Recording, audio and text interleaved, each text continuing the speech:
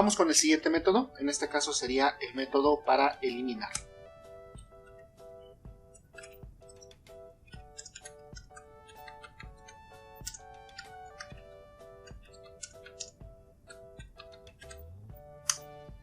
Entonces, igual lo voy a hacer un método void, en este caso, para que no tenga, en este caso, que mandarle algún mensaje de manera explícita. Y nada más voy a recibir, en este caso, un parámetro. En este caso, nuevamente, el parámetro se llama valor. Y aquí vamos a poner un entero.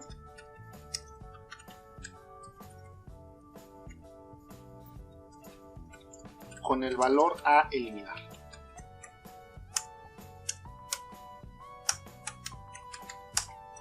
Public void eliminar in valor. Vamos a ver qué es lo que tiene que suceder en este caso con la eliminación. Vamos a ver por aquí, eliminación.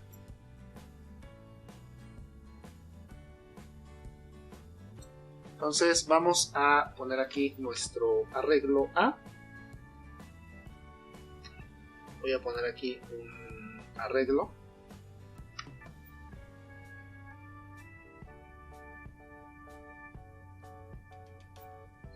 Voy a poner algunos valores aquí, por ejemplo el 15, el 20, el 5, el 50, el 45 y el 8, por ejemplo. 1, 2, 3, 4, 5, 6. Entonces eso significa que la variable NE vale 6. Las posiciones que tengo ocupadas son 0, 1, 2, 3, 4, 5. Y vean que la siguiente posición disponible para poder insertar es la posición 6. ¿Sale? Entonces, ¿qué quiero hacer, por ejemplo, aquí? Quiero eliminar, en este caso, el valor 5, por ejemplo. Ese es el valor que nosotros queremos eliminar. Entonces, ¿cuáles son en este caso las condiciones que se deben de cumplir para poder eliminar un elemento? Se acordarán ustedes que teníamos dos condiciones que se tienen que cumplir cuando quiero agregar: que haya espacio y que el elemento no se haya insertado. Pero ahora lo que quiero hacer es retirar un elemento de nuestro conjunto. ¿Cuáles son las condiciones que se deben de cumplir? Bueno, igual hay dos condiciones. La primera que se debe de cumplir es que el arreglo tenga elementos. Es decir, aquí vamos a poner que haya elementos insertados. Es decir, que no esté vacío.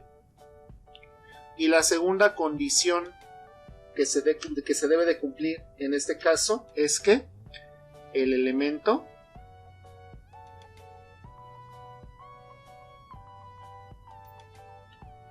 exista. Es decir, que se haya agregado. Esas son las dos condiciones que se debe de cumplir en este caso para que podamos eliminar un elemento. Si alguna de las dos no se cumple, están de acuerdo que la operación no se puede realizar o no se tiene que realizar. ¿Sale? Entonces, esto, ¿cómo se traduciría? Bueno, lo que tendríamos que decir en este caso es: si no está vacío,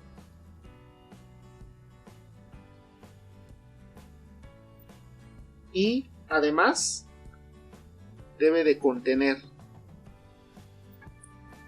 ¿A quién contiene? Bueno, este 5 se llama valor.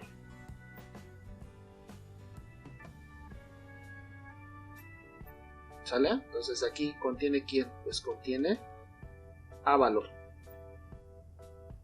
¿Sale? Entonces, si esta condición es verdadera,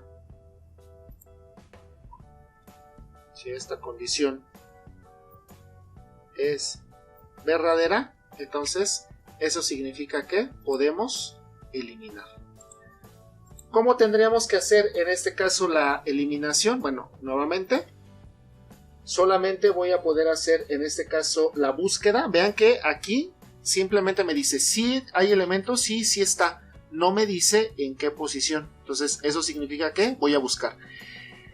¿Cuál es el número de elementos en los cuales máximo tengo que buscar? En este caso tengo que buscar máximo en los 6 valores que tengo aquí. Entonces significa que mi arreglo para búsqueda, perdón, mi estructura de iteración para búsqueda me quedaría de la siguiente forma. Entonces vamos a comenzar desde la posición 0. En este caso lo máximo que voy a hacer para revisar aquí será la posición NE. Y en cada uno de los casos vamos a ir incrementando en 1 la posición para poder hacer esta búsqueda. ¿Sale? ¿Qué es lo que vamos a hacer aquí? Lo que vamos a hacer aquí es como tal buscarlo. Y es decir, vamos a escribir aquí una pregunta. Vamos a decir si A en la posición I es igual con quién, pues con el valor que estoy buscando para eliminar. Con valor.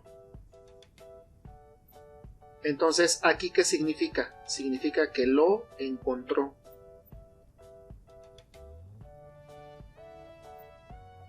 ¿Sale? Entonces, si lo encontró, ¿qué es lo que voy a hacer? Lo voy a eliminar. ¿Cómo lo voy a eliminar? Bueno, hay 2 enfoques que podrían funcionar.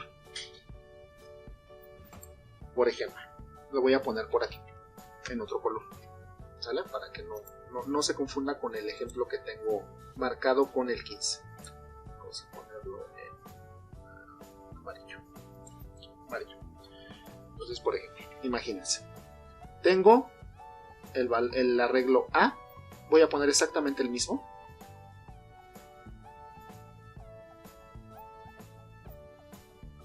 Entonces tengo los valores 15, 20, 5, 50, 45, 8, etc. Posiciones 0, 1, 2, 3, 4 y 5. ¿Sale? Bueno, entonces una de las posibilidades sería, ¿está vacío o no? Si contiene al 5 que quiero eliminar, la respuesta es sí. Comienzo a buscar. Entonces pregunto aquí, posición 0. ¿En la posición 0 es igual a 5? No. ¿Posición 1 es igual a 5? No. ¿Posición 2 es igual a 5? Sí. Bueno, entonces, ¿qué es lo que podría hacer? Lo que podría hacer es borrarlo de aquí. Borrar este 5 de aquí. Ok. Y luego, si lo vas a borrar, ¿qué valor vas a poner aquí? ¿O con qué valor lo vas a borrar? Porque no puedo dejar explícitamente un hueco. ¿Sale? Entonces, esa es una de las características que debo de cuidar. No puedo dejar en este caso un hueco porque no existe como tal ese concepto directamente desde los arreglos de tipo primitivo. Si estuviéramos trabajando con arreglos de objetos, pues sí, aquí podría poner un null y ese valor no está definido. Pero aquí, lo único que me quedaría como posibilidad es sustituirlo con, en este caso, un 0. Pero, ¿cómo sé que ese 0 no lo puso el usuario? ¿Cómo sé que el usuario no quería insertar explícitamente en el conjunto un 0? Entonces vean que este enfoque no me funcionaría porque además, vean, si ya lo retiré, que lo pude retirar, entonces aquí la variable NE ya no vale 6. Tiene que valer 5. Y es correcto, vean, 1, 2, 3, 4, 5 valores. Ahora, imagínense que después de esto, yo pongo o yo invoco el método agregar. Quiero agregar, por ejemplo, el 80. Recordarán ustedes, porque así lo vimos en el método agregar, primero necesito saber que hay espacio. Sí, todavía tengo espacio. De hecho, acabo de liberar una posibilidad, esta. Pero hay espacio. Y luego dice, por la forma en cómo estaba agregando cómo está funcionando el método agregar, la variable E no solamente me dice cuántos elementos tengo insertados, sino cuál es la siguiente posición que está libre para poder insertar. En este caso es la posición 5. Es decir, aquí borraría este y pondría el 80. Y vean que el eliminar ya no me está funcionando, porque no solamente borré el 5 que quería, sino además estoy borrando el 8. por la forma en cómo está funcionando el método agregar, ¿sale? Entonces, cuidado con esto. ¿Sale? Entonces, ¿cómo es que vamos a nosotros a modelarlo? Lo vamos a modelar de la siguiente forma. Entonces, esta primera parte funciona tal y como la ilustré aquí. Es decir, comienzo porque si había, no estaba vacío, es decir, si hay elementos insertados y el elemento sí existe. Lo tengo insertado, lo tengo almacenado aquí. Entonces, comenzamos a buscar y en este caso decimos, posición 0 es el valor 5, no. Posición 1 es el valor 5, no. Posición 2 es el valor 5, sí, aquí está. ¿Qué es lo que voy a hacer? Lo que voy a hacer es, voy a sustituir, es decir, la posición actual es la posición 2. ¿Con qué valor lo voy a sustituir? Lo vamos a sustituir con el último de los valores, es decir, lo voy a cambiar de lugar, lo voy a mandar para acá. ¿Cómo lo voy a cambiar? Muy sencillo. Entonces, vean, este valor está en la posición 5 y la variable NE vale 6. Entonces vamos a poner aquí menos NE. Si hago menos NE, vean que la posición que tenía libre para poder insertar era esta. Pero como estoy en preincremento, significa que esto ya no va a valer 6, va a valer 5, lo cual es correcto, porque hay 5 valores después de este borrado. Y entonces vean que estoy posicionado aquí. Esto me posiciona directamente aquí. Y lo que dice es, quita este valor 5 y sustitúyelo por el que tienes apuntado en la posición actual. En este caso es un 8. Y ese sería el estatus que tendría en este caso nuestro arreglo después de la eliminación. Y ustedes quizás se puedan preguntar, oye, entiendo que borraste en 5, pero veo ahora dos 8s, el que está en la posición 2 y el que está en la posición 5. Es correcto. Ese 8 en realidad no se movió del lugar. El 8 se queda en la posición actual. Y entonces ustedes se pueden preguntar, pero entonces ya no estoy cumpliendo con los conjuntos, porque en los conjuntos no hay elementos duplicados. Es correcto. Pero, ¿cuántos elementos tengo insertados? 5. ¿Cuáles son? Este y este. Y la posición 5, no, la posición 5 no la puedo alcanzar. De acuerdo a lo que me dice la variable NE, es decir, la variable NE ahorita solamente está hasta el 45. De manera que si después de esto yo le digo agregar 80, vean que la variable NE me dice si hay espacio y dónde voy a guardar el 80. Lo vas a guardar aquí. Y ahora sí, NE vale 6. Espero que sea clara la explicación con esto que estoy escribiendo. De todos modos, revísenla con calma. Pudiera parecer inicialmente un poco complejo, pero bueno, vean, en realidad lo que estoy haciendo es una labor muy sencilla. Estoy en realidad no cambiando de lugar, sino estoy copiando.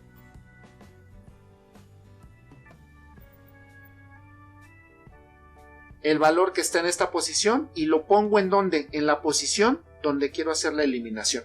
Eso me va a dejar momentáneamente en el arreglo los dos valores, sí, pero después de la eliminación este estaba inaccesible.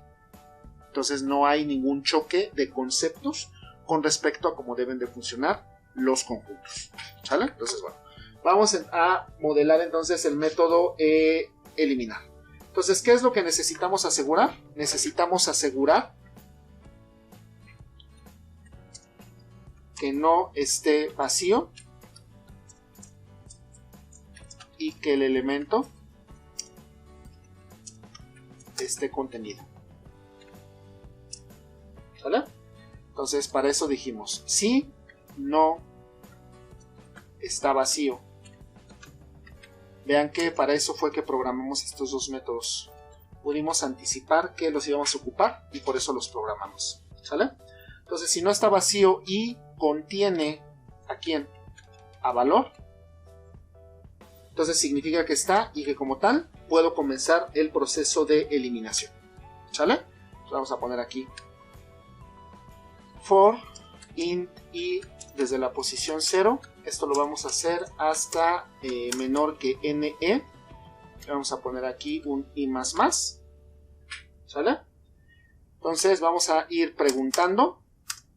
Vamos a decir si a en la posición controlada por el contador es igual con valor. Así que significa que lo encontró. ¿Sale? Entonces, si lo encontró, ¿qué es lo que vamos a hacer? Lo que vamos a hacer es que en la posición que lo acabo de encontrar, es decir, la que dicta i, ¿qué es lo que voy a hacer? Vamos a copiar el último elemento. ¿Cómo lo copiamos? Como a menos menos ne. ¿Sale? Entonces aquí lo vamos a poner. La eliminación deja inaccesible al último valor.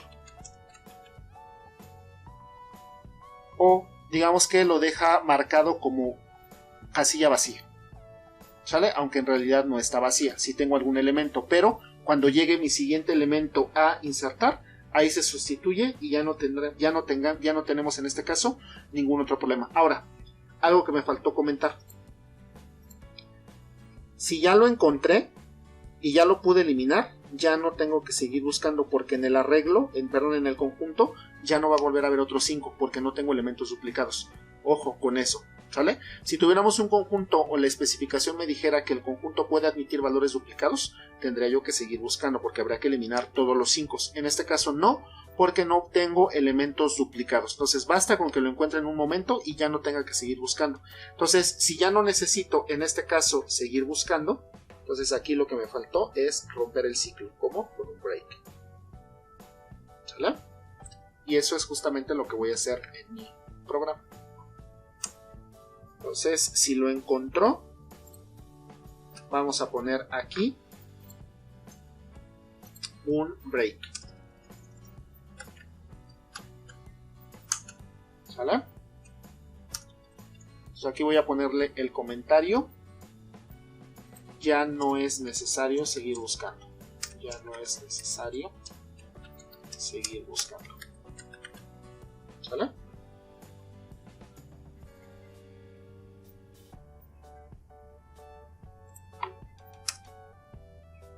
Ya aquí no tendríamos nada más que hacer. Quizás voy a poner aquí un else. Podría dejar así ya mi método, pero bueno, vamos a poner aquí un system.out.println. Vamos a mandarle un mensaje al usuario donde le indicamos el valor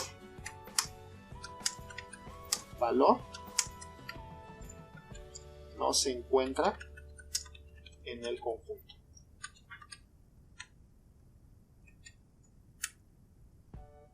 ¿Sale? Digo, esta es opcional. Podríamos no haberlo puesto y dejar ahí el tema. Pero bueno, aquí como estoy eliminando, quizás sería bueno indicarle al usuario que bueno, el valor que estaba buscando, pues no lo pude encontrar, ¿no? Entonces simplemente avisarle y decir, pues no hicimos absolutamente nada, aunque no sería en este caso obligatorio. ¿Sale? Bueno. ¿Qué otro método será interesante? Aquí tampoco me lo pidieron, sin embargo lo voy a agregar. En este caso teníamos dos métodos que no pidieron, pero vimos que ya los ocupamos tanto para el método de insertar como para el método de agregar, perdón, como para el método de eliminar. Este tampoco me lo piden, pero bueno, igual y lo voy a proporcionar. En este caso sería un método vaciar. ¿Sale? Un método que me permita rápidamente y sin ningún tema el poder vaciar, en este caso, mi arreglo, mi conjunto, perdón. Vamos a poner aquí método que permite vaciar un conjunto. ¿Vale? Public.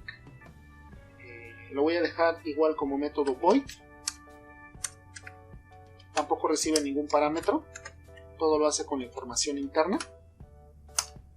¿Cómo va a funcionar en este caso el método vaciar? Bueno, vamos aquí rápidamente para explicar. la idea del vaciado. Entonces recuerden, la mayor complicación que tenemos con nuestros conjuntos, en este caso de valores enteros, es que no hay ningún valor con el cual yo pueda marcar casilla vacía. El valor por omisión que tiene es un 0, pero el 0 yo lo podría haber insertado como usuario. Entonces ese es uno de los grandes problemas que tengo para los arreglos de tipos primitivos. No hay posibilidad de marcarlo, a menos que explícitamente me dijeran en el problema que, por ejemplo, el 0 no forma parte de los valores. Si el 0 no forma parte, pues entonces lo podría trabajar. O si me hubieran dicho, solamente voy a trabajar con valores positivos, entonces cualquier valor negativo significaría casilla vacía. ¿Estamos de acuerdo? Pero aquí no me dijeron eso, es enteros en general, positivos, negativos, incluido el 0. ¿Sale? Entonces, bueno, vamos a poner aquí para el método vaciar. ¿Sale? Entonces, para el método vaciar, ¿qué es lo que vamos a poner aquí? Voy a poner aquí un pequeño arreglo con algunos elementos. Aquí está mi conjunto, disculpen ustedes el lado derecho de las líneas, pero bueno, se entiende, ¿sale? Vamos a poner, tengo el 5, tengo el 3, tengo el 10, tengo el 15, tengo el 6, son las únicas casillas ocupadas. Tengo 0, 1, 2, 3, 4, NE vale 5, ¿sale? Bueno, entonces decíamos, para vaciar, si tuviéramos forma de marcar estas casillas como vacías con algún valor, eso podríamos hacerlo, pero tendríamos que visitar cada una de las posiciones hasta a lo más la variable NE. Pero vean que hay una manera muy rápida a partir de la cual yo puedo vaciar esto. ¿Qué tal que digo la variable NE vale 0? Si la variable NE vale 0, entonces significa que lo que me está indicando, vean, no lo estoy vaciando. Bien importante. Los valores están almacenados, no se han marcado como vacíos, los valores existen. ¿Qué es lo que estamos haciendo en este caso? Lo que está haciendo aquí es dejar los valores como inaccesibles.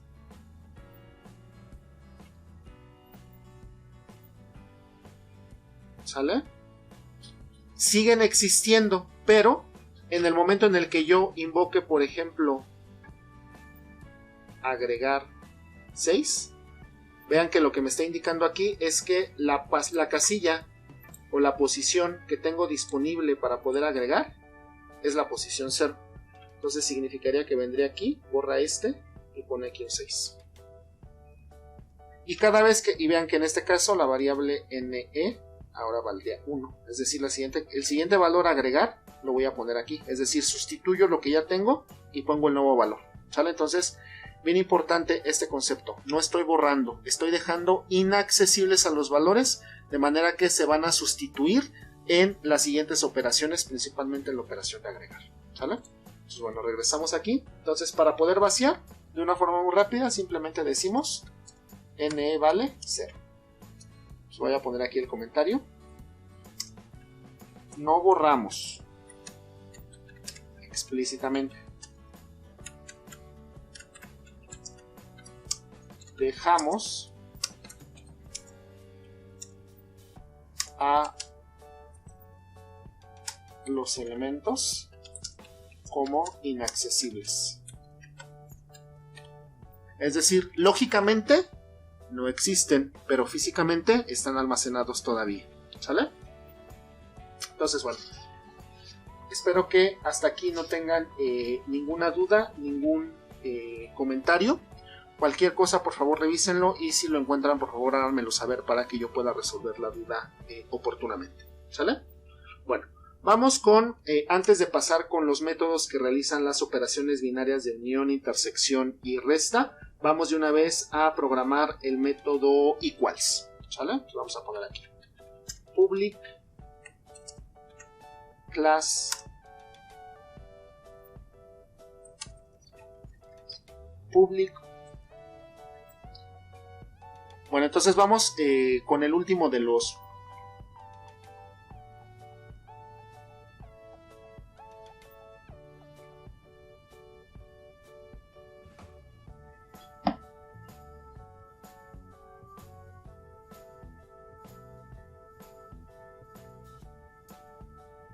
Bueno, entonces, antes de continuar con los métodos de operaciones binarias de unión, intersección y resta, vamos a sobreescribir, vamos a adecuar la programación para el método equals. ¿Sale? Entonces vamos a poner aquí.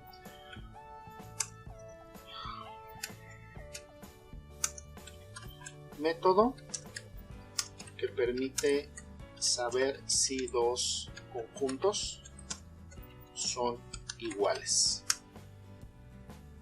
Entonces va a ser un método que tiene parámetro. En este caso, ¿qué es lo que vamos a recibir como parámetro? Un conjunto que voy a llamar B. El conjunto con el cual se va a comparar. Y va a ser un método que tiene tipo de retorno.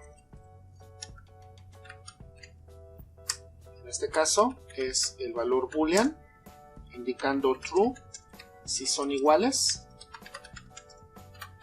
falso en caso contrario.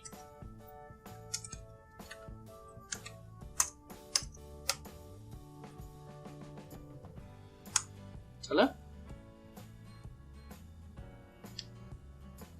Bueno, entonces vamos con el método public boolean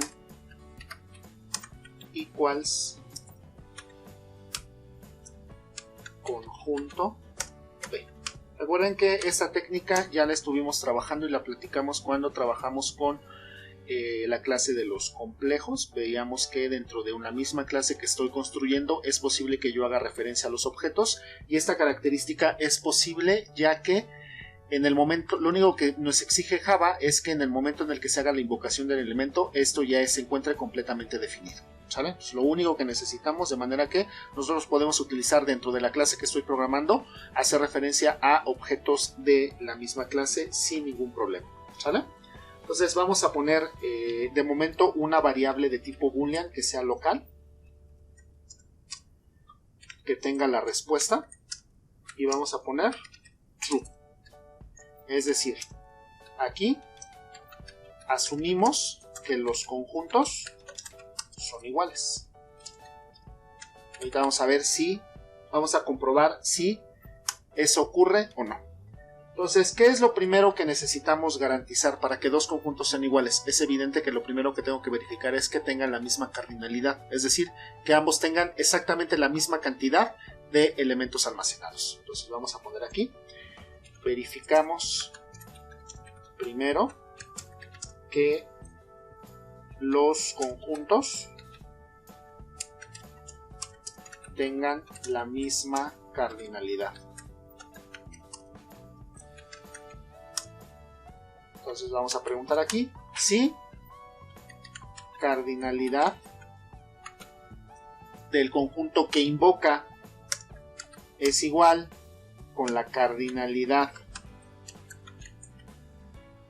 del conjunto que estoy recibiendo como parámetro. Lleva una parte de la comprobación, no quiere decir que ya los conjuntos sean iguales. Si lo único que estoy garantizando es que tengan el mismo número de elementos. Si no tienen el mismo número de elementos, es evidente que no son iguales. Una vez que ya tengo solventada esta primera característica, lo que voy a hacer es voy a hacer un recorrido de los elementos. Dado que tienen exactamente la misma cantidad de números, da lo mismo que haga la verificación hasta NE del conjunto que está invocando o hasta NE del conjunto que estoy recibiendo como parámetro. Justamente por eso está esta primera comprobación. Entonces ahí da lo mismo cuál NE sea el que sobre el cual preguntemos o limitemos en este caso la búsqueda, el visitar cada uno de los elementos de nuestros conjuntos. Entonces aquí lo voy a hacer con respecto al NE del conjunto que está invocando. Entonces vamos a poner aquí. Vamos a comenzar desde la posición 0 y vamos a hacerlo esto hasta lo más, la variable NE, y vamos a ir de 1 en 1, ¿vale? Y más. ¿Qué es lo que voy a hacer aquí? Lo que voy a hacer es lo siguiente.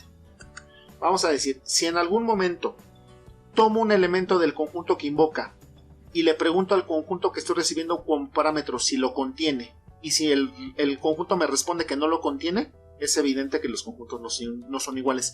Vean que en este caso no va a importar si están exactamente en las mismas posiciones o no.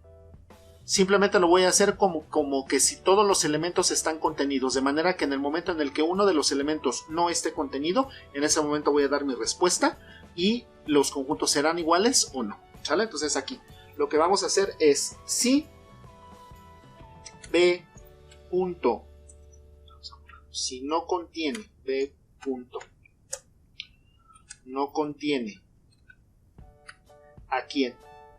A en la posición I. Este que estoy haciendo o el que estoy mandando es justamente del conjunto que está invocando, ¿sale? Pues ven aquí. Tenemos aquí el método equals.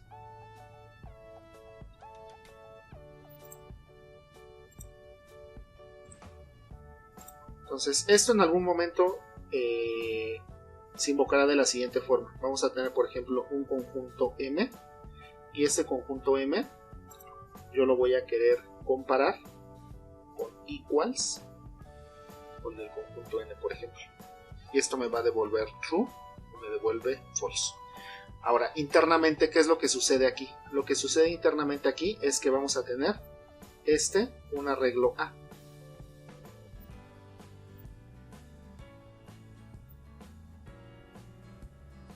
Con la variable NE. Es lo que voy a tener aquí. ¿Sale? Y va a tener también su propia variable A, referencia A con un conjunto, y su propia variable NE. Aquí.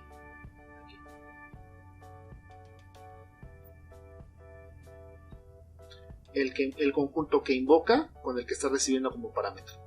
Entonces, aquí lo estamos colocando.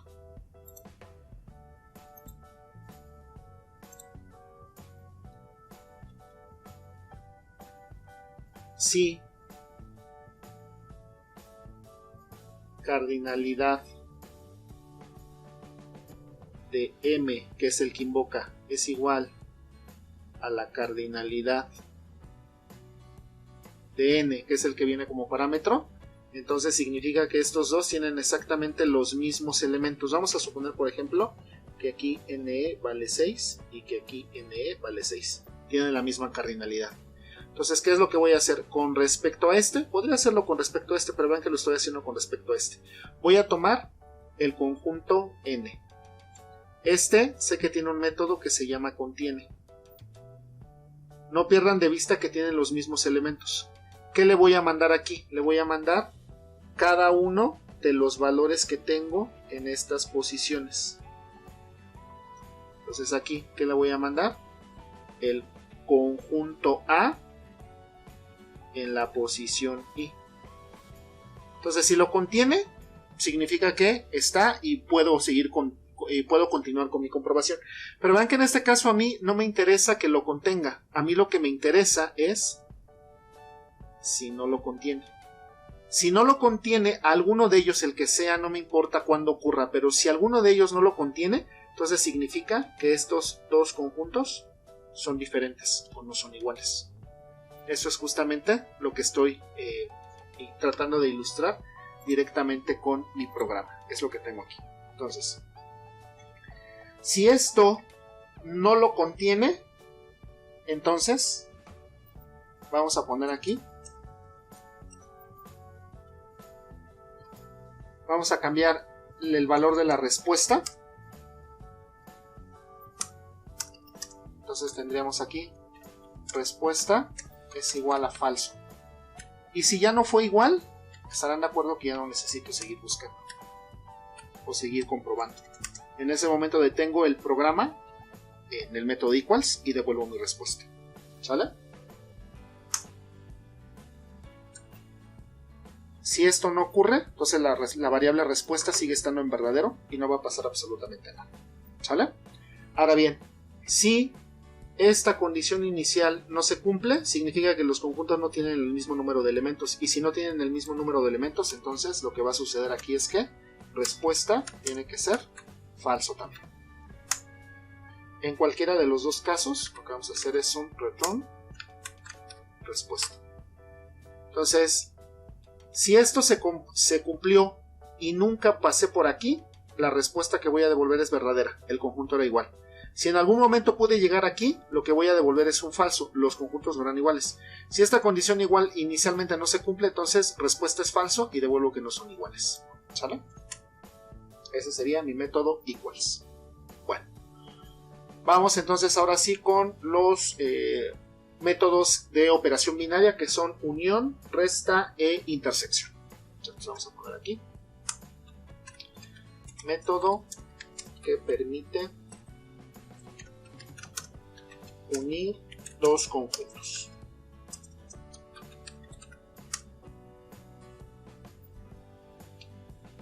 Entonces, vamos a mandarle el conjunto con el que queremos unir.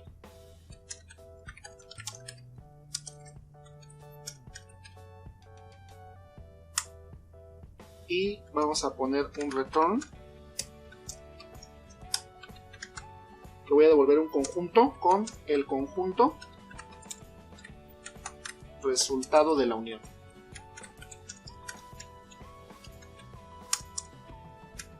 ¿Sale?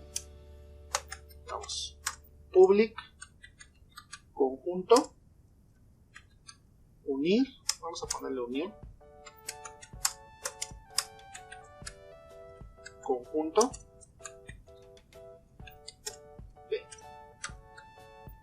Entonces nuevamente, como sucedió con el equals, tengo el conjunto que invoca y el conjunto que lleva como parámetro. ¿Sale? Entonces vamos a ver cómo se van a comportar estos conjuntos para las operaciones. ¿Sale?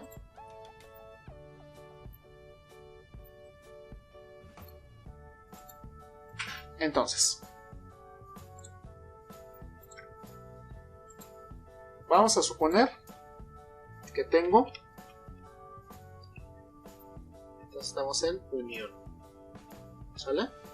Vamos a suponer que tengo el conjunto A, que tiene por ejemplo 1, 2, 3, 4, 5, y el conjunto B, que tiene por ejemplo 6, 7, 8, 9.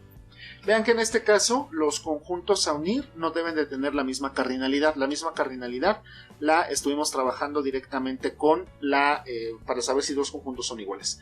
Aquí simplemente lo que quiero hacer es unir un conjunto con otro. Entonces vean, por ejemplo, el conjunto A tiene una cardinalidad 5, mientras el conjunto B tiene una cardinalidad 4. Y lo que yo quiero hacer es unir estos dos conjuntos. Entonces, el resultado de la unión debe de crear un conjunto que tenga capacidad para almacenar la unión. Vean que en el mejor de los casos, los conjuntos tienen todos los elementos diferentes. Si todos los elementos son diferentes, entonces significa que todos los elementos que tengo aquí se van a preservar y todos los elementos que tengo aquí se van a preservar, porque recuerden que en los conjuntos no hay elementos duplicados, ¿sale? Entonces, eso es bien importante. Este debe de tener espacio para almacenar 9 elementos, porque todos son iguales. ¿Sale? Claro que si hubiera aquí elementos repetidos, pues solamente se va a poner una versión y tendríamos ahí o necesitaríamos menos espacio. Pero como eso es mucho más difícil de controlar, ahorita me voy a ir por la forma más sencilla. ¿Cuál? Voy a asumir que los elementos todos son diferentes y voy a generar un conjunto que tenga la capacidad de almacenarlos todos en este escenario. Es posible que requiramos menos espacios y es posible que se desperdicien algunas localidades, pero voy a poder vivir con ello, ¿sale? Entonces, en este caso, la unión pues me dejaría justamente a los elementos 1, 2, 3, 4, 5, 6, 7, 8, 9. Entonces, este es el punto clave. Cardinalidad, suma de las dos cardinalidades para el conjunto resultante de la unión. Entonces, eso es básicamente lo que voy a estar cuidando aquí. ¿Sale? Entonces, bueno, vamos con esta primera parte. Vamos a poner aquí el comentario. Creamos un conjunto para almacenar el resultado. ¿Sale? Entonces, vamos a poner aquí. Conjunto resultante va a ser igual al nuevo conjunto. Y en este caso lo que le voy a pasar como parámetro es la cardinalidad del conjunto que invoca más la cardinalidad del conjunto que estoy recibiendo como parámetro. El escenario que pintaba en las notas. ¿Sale? Ahora bien, ¿qué es lo que vamos a hacer? Lo que vamos a hacer es, vamos a agregar uno de los conjuntos.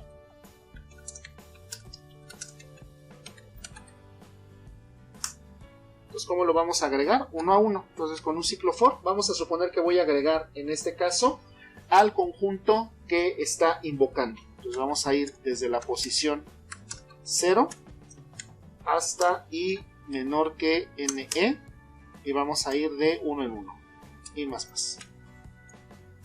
¿Y qué es lo que voy a hacer? Al conjunto resultante vamos a poner el método agregar y voy a ir agregando cada uno de los elementos de el conjunto que está invocando. ¿Sale? Entonces vamos a ver este ejemplito acá. Entonces, por ejemplo, voy a poner un caso diferente. Por ejemplo, vamos a suponer que el conjunto A, este que tengo acá, tiene los elementos 1, 2, 3, 4, 5 y 6, mientras que el conjunto B tiene los elementos 3, 4, 7, 8, 9 y 10, por ejemplo. Entonces vean, aquí tengo cardinalidad 6 y aquí tengo también cardinalidad 6. Eso significa que vamos a unir. Este deberá de tener espacio para dos elementos, aunque en estricto sentido hay dos elementos que están repetidos, a diferencia de lo que había planteado aquí. ¿Sale? Entonces nada más hago con eso. Entonces, ya que generé el conjunto que va a tener la capacidad para almacenarlos, voy a tomar el conjunto que invoca. Es decir, esto en programa se vería como A punto unión B. Invoca, recibo como parámetro. ¿Sale? Entonces, ¿qué dice el programa que estoy escribiendo? Me dice, toma todos los elementos del primer conjunto, en este caso del conjunto que invoca. Es decir, vamos a poner aquí 1, 2, 3, 4, 5 y 6. Eso es justamente lo que acabo de hacer aquí. Creé el conjunto con la cardinalidad suma de los dos y luego agregué uno de los conjuntos, el conjunto que está invocando. ¿Sale? Pero todavía me falta el segundo conjunto. Entonces vamos a ponerlo aquí. Del segundo conjunto solo vamos a tomar aquellos elementos que no estén contenidos. Es decir, aquí lo que voy a tener que hacer es simplemente tomar de este y ver. El 3 ya está contenido, sí, ya no lo agrego. El 4 ya está contenido, sí, no lo agrego. El 7 está contenido, no, entonces agrégalo. El 8 está contenido, no, agrégalo. El 9 está contenido, no, entonces agrégalo. El 10 está contenido, no. Vean que en este caso, ¿cuáles son los elementos que estrictamente estoy ingresando? Son 3, 6 y 4, solamente 10. Yo creé un arreglo para 12. Hay dos casillas que se van a desperdiciar, pero bueno, no pasa nada. Podríamos quedarnos en este caso sin ningún problema. Aquí la variable n de este conjunto resultante vendría 10. ¿Sale? Y tendríamos todavía espacio para agregar dos elementos más. Pero bueno, eso ya no me interesa. ¿Sale? Entonces, eso es la tarea que voy a hacer. ¿Cómo lo voy a indicar aquí en mi programa? Bueno, lo vamos a indicar de la siguiente forma. Entonces, voy a hacer, en este caso, nuevamente un ciclo for desde la posición i igual a 0. Pero ahora lo voy a hacer hasta y el conjunto que estoy recibiendo como parámetro se llama b. Y su variable para saber el número de elementos que tiene actualmente insertado se llama ne. ¿Sale? Vamos a tener aquí y más. ¿Y qué es lo que vamos a hacer aquí? vamos a decir, si no está contenido en el conjunto resultante, ¿quién? Del conjunto B, su arreglo se llama A, y voy a ir al elemento en la posición I. ¿Sale? Entonces, si no lo contiene, ¿qué es lo que voy a hacer? Lo que vamos a decir es res.agregar. ¿A quién voy a agregar? Pues el elemento que acabo de verificar, es decir, b.a en la posición I. ¿Sale? Y al final vamos a devolver el arreglo resultante. ¿Sale? Revisen con calma el método, revisen con calma la explicación que acabo de hacer. Cualquier duda me comentan, por favor. ¿Sale? Vamos con la siguiente operación. En este caso es un método para intersectar dos conjuntos. Vamos a tener aquí el arroba param. Voy a mandar a B, que es el conjunto con el que se desea intersectar, y un return con el conjunto resultante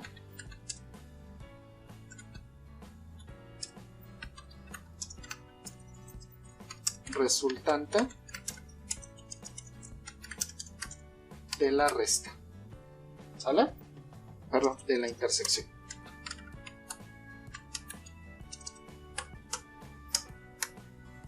Ahí está. Entonces tendríamos aquí public conjunto intersectar conjunto B. ¿Sale? ¿Qué vamos a hacer para la intersección? Vamos a hacer lo siguiente. Os voy a explicar primero por acá.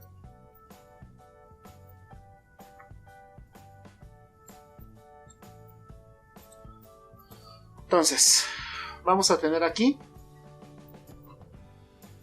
dos conjuntos. El conjunto A, nuevamente, y el conjunto B. Entonces, el conjunto A tiene los elementos 1, 2, 3, 4, 5, 6.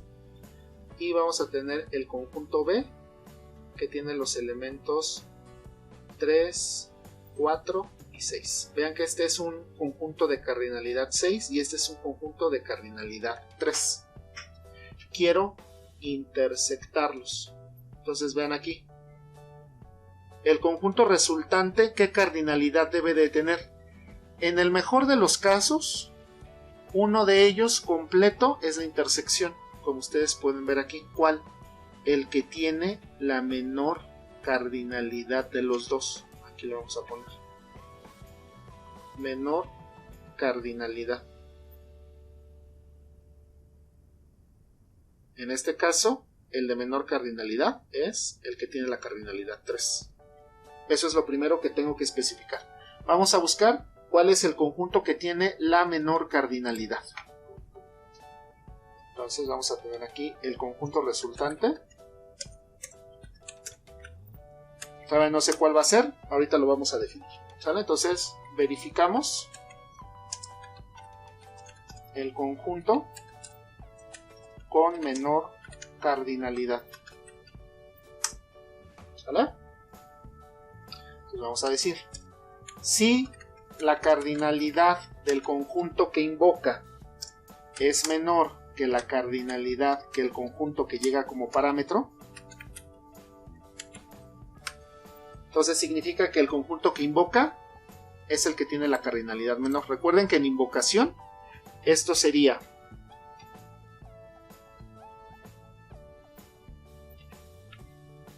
A intersectar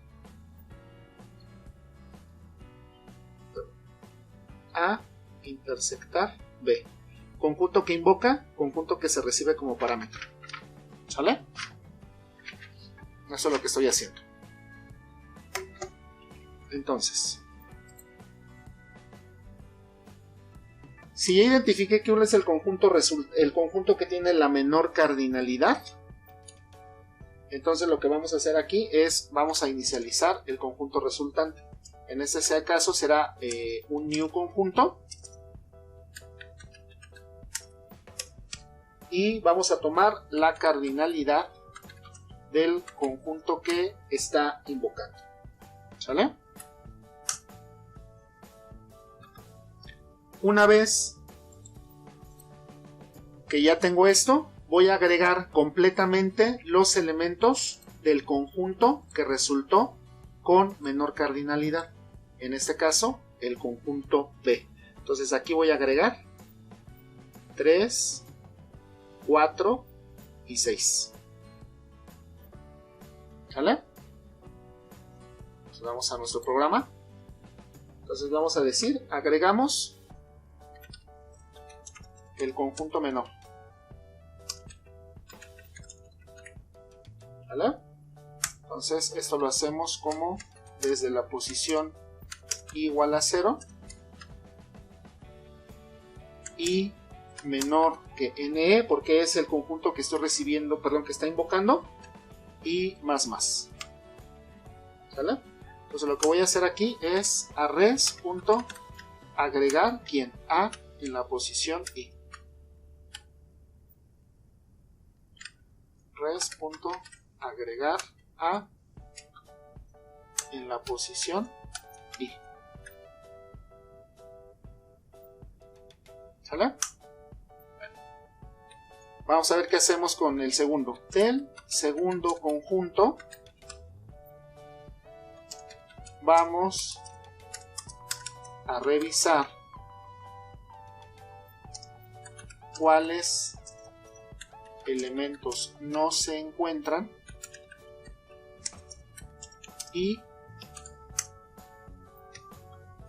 los vamos a eliminar. ¿Sale? ¿A qué me refiero con esto? Vean aquí. Aquí exactamente 3, 4 y 6 están aquí. Ese es el mejor caso. Voy a poner aquí un caso diferente. Por ejemplo, vamos a poner el conjunto A,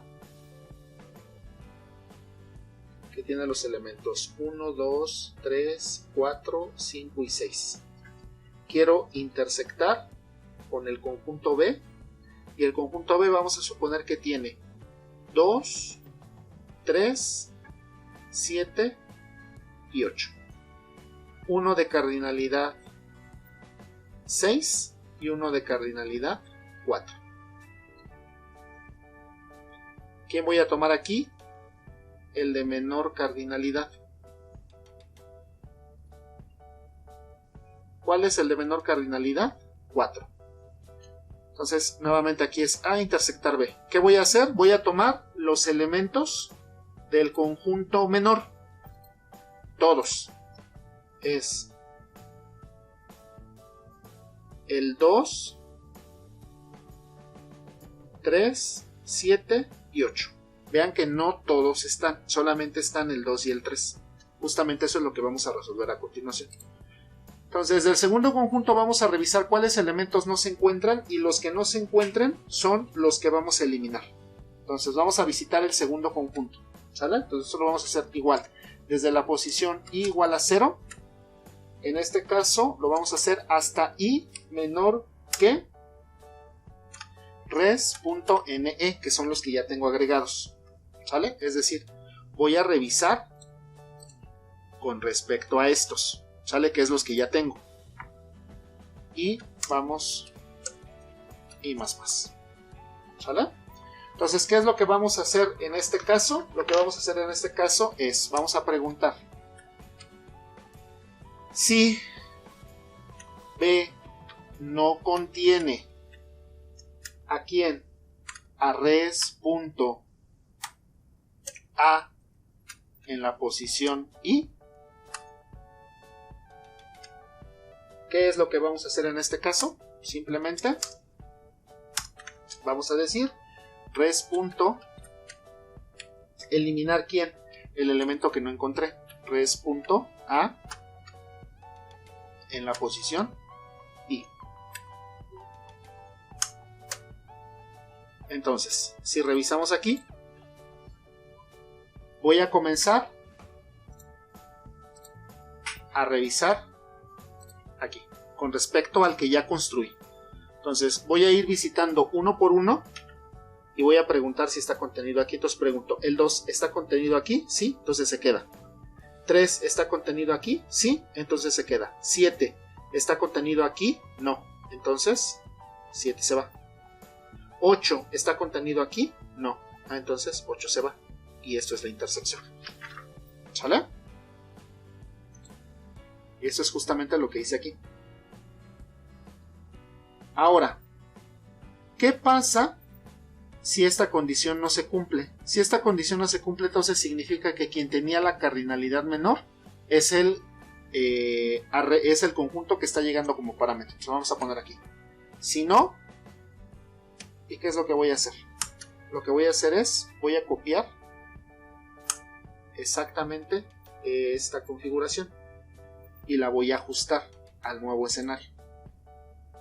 Entonces, ¿de quién voy a tomar aquí la cardinalidad? En este caso, el menor fue B. Si el menor fue B, entonces ¿de quién voy a tomar aquí la información? La vamos a tomar de B su NE. ¿Y qué voy a agregar aquí? Agregaríamos de B los elementos del arreglo A en la posición I. Si el segundo es el que tenía el mayor, entonces aquí lo voy a hacer simplemente con NE. Y aquí lo vamos a hacer, simplemente esta parte no cambia y esto se queda exactamente de la misma forma. ¿Sale? Y en cualquiera de los dos casos vamos a devolver el conjunto resultante. Ya lo tenemos. Pues por favor, apóyense en la nota que estoy dejando para que podamos entender cómo es que se está programando este método. ¿Sale?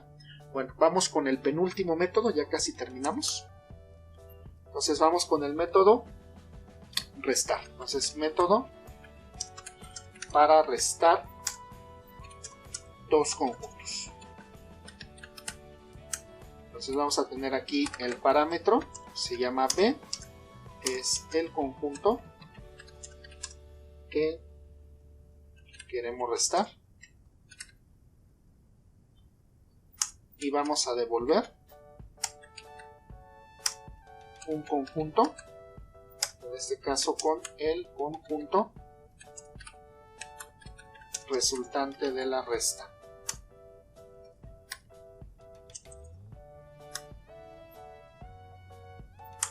Entonces tendríamos public conjunto resta conjunto B. ¿Qué vamos a hacer en el caso de la resta? Vamos a ponerlo por aquí. Última anotación.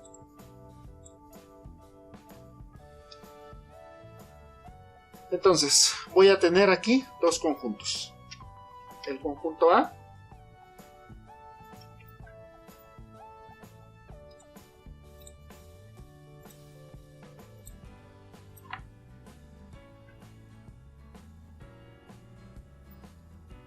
Entonces, ¿qué elementos tengo aquí? Por ejemplo, tengo 1, 2, 3, 4, 5, 6 y voy a restar con el conjunto B.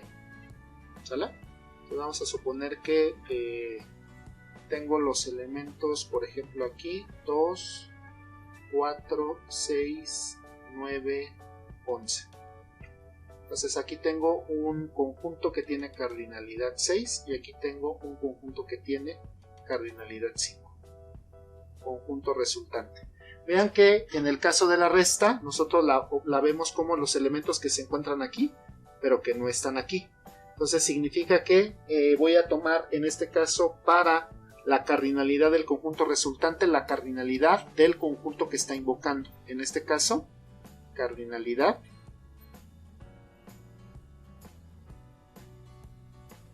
6. Recuerden que aquí la invocación será A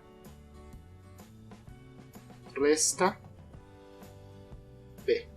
Conjunto que invoca contra conjunto que recibo como parámetro. En este caso el conjunto que invoca es de donde vamos a tomar, en este caso, su cardinalidad para definir el tamaño. ¿Y qué es lo que voy a hacer? Voy a agregar completamente los elementos de aquí. Entonces, toditos. Entonces vamos a tener aquí 1, 2, 3, 4, 5, 6. Esta es la primera parte del método restar. Vamos a hacerlo aquí. Entonces, vamos a poner aquí. Tomamos el conjunto inicial y lo agregamos. ¿Cómo está? Entonces tendremos aquí conjunto res va a ser igual a new conjunto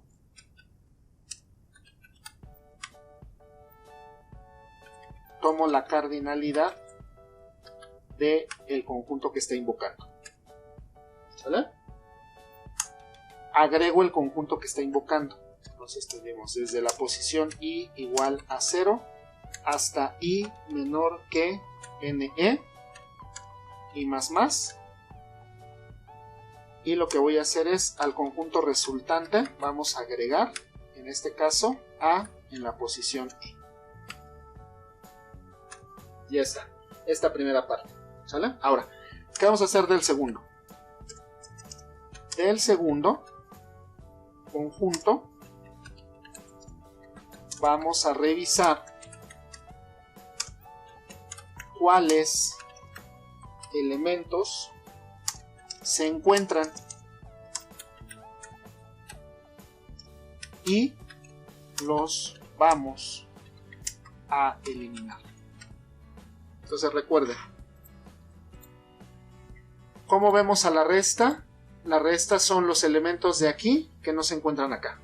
Entonces, una vez que tengo ya estos elementos agregados aquí, voy a comenzar de este conjunto y vamos a ver. El 1 se encuentra aquí. Como el 1 no se encuentra aquí, entonces significa que el 1 se debe de preservar. El 2 lo encuentro aquí. Sí, el 2 lo encontraste aquí. Entonces este se tiene que ir. El 3 lo encuentras aquí. No. El 4 lo encuentras aquí. Sí. Entonces ese se tiene que ir. El 5 está aquí. No. Entonces se preserva. El 6 lo encontramos aquí. Sí. Entonces el 6 se queda. Y la resta son los elementos que están en este conjunto, pero que no se encuentran en el conjunto B. Los conjuntos que están en A son 1, 3, 5 y los que se encuentran en B son 2, 4 y 6, que son justamente los que acabamos de retirar. ¿Sale? Entonces vamos a hacer esta última operación. Vamos a poner desde i igual a 0. Vamos a poner i menor que res, que es en donde ya tengo los elementos del primer conjunto, ne y más. Y lo que vamos a hacer aquí es si el conjunto B contiene el elemento res.a en la posición i, entonces res.eliminar aquí a res.a en la posición i y vamos a devolver el conjunto resultante. ¿Sale? Bueno, pues entonces igual revisen el ejemplo, vean cómo lo estuve trabajando para que puedan entender qué es lo que está sucediendo en este caso con el método resta. Y bueno, para finalizar vamos con el método toString, que es un método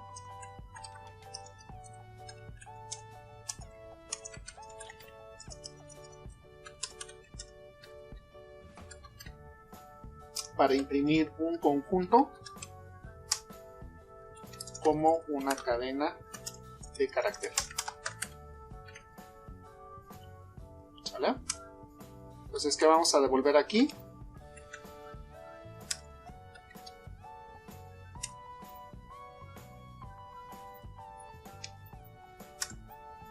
Una cadena con el contenido del conjunto. ¿Sale?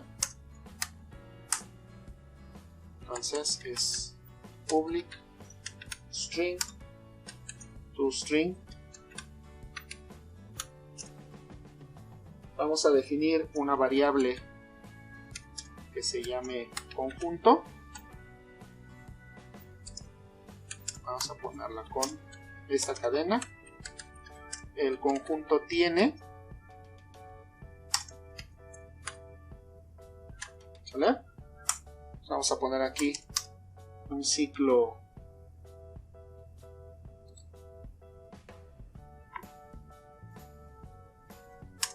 for para ir revisando uno a uno los elementos que tiene el conjunto.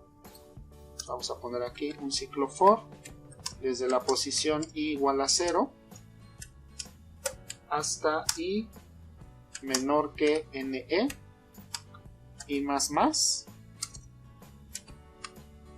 ¿sale? Y la variable conjunto la vamos a ir concatenando cada vez con el elemento en la posición i, y le vamos a concatenar una coma porque nos pedían una lista separada por comas, ¿sale? Y vamos a devolver la variable conjunto y finalizamos. Aquí sería fin conjunto. Ya tenemos en este caso nuestra clase conjunto finalizada. Vamos a compilarla para ver si no tenemos algún error. No la he guardado, ¿sale? Entonces vamos a guardar, por ejemplo, en el escritorio. Voy a guardar ahí conjunto. Esperamos a ver qué nos responde el compilador. En este caso, vean que me dice aquí, no estoy encontrando el método contenido, y es que no se llama contenido, se llama contiene. Vamos a compilar y listo. Ya no tenemos ningún error en este caso en nuestra clase. Ya quedó construida, ya estamos listos para poder entonces implementar la clase que implementa el método main para hacer un menú de opciones y probar cada uno de los métodos que acabamos de programar. Eso lo voy a dejar para un segundo video, y nada más quiero terminar esta explicación con la generación de la documentación. En las últimas actividades que les hemos dejado para trabajar, siempre se ha acompañado a cada programa con una carpeta que tiene un montón de archivos, generalmente en archivos HTML. Uno en particular que se llama index, que es en donde tenemos justamente la configuración completa de la documentación. Entonces, una vez que nosotros ya terminamos nuestra clase, por eso es que en esta clase aproveché para ir construyendo y dejando lo más claro posibles los comentarios de documentación. Entonces, una vez que yo ya terminé mi clase, lo único que tendría que hacer, y por eso lo estoy haciendo en Dr. Java, porque desde mi punto de vista aquí se realiza o se construye la documentación de una forma mucho más fácil y sin tanta complicación. Entonces, vean que aquí en la cinta de opciones hay una opción que dice JavaDoc. Entonces, ya está compilado. Y lo que voy a hacer es voy a generar la documentación. Aquí me sale una ventanita en donde me dice dónde va a generar una carpeta que se llama doc, que esa es la configuración que tiene en este caso Dr. Java, y me está indicando que, por ejemplo, como la clase está guardada en el escritorio, me dice en el escritorio voy a generar una carpeta que se llama doc, donde voy a poner toda la infraestructura de la documentación. Le voy a decir sí, déjala exactamente en la misma ubicación. Mi recomendación es que dejen la documentación exactamente en la misma ubicación donde tengan sus programas.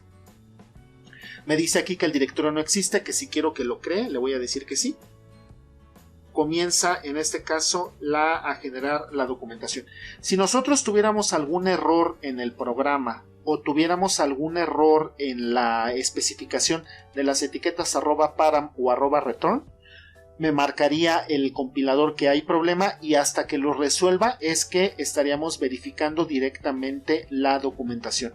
Vean que aquí tuve cuidado de ir especificando muy bien cada una de las etiquetas. Las etiquetas @param siempre van con el nombre del parámetro que va en el programa, mientras que las etiquetas @return el tipo de dato que están devolviendo. Entonces vean que no tuve ningún problema, y vean que aquí está generada la documentación que estuvimos trabajando para cada uno de los métodos que se programaron en este caso en la clase conjunto.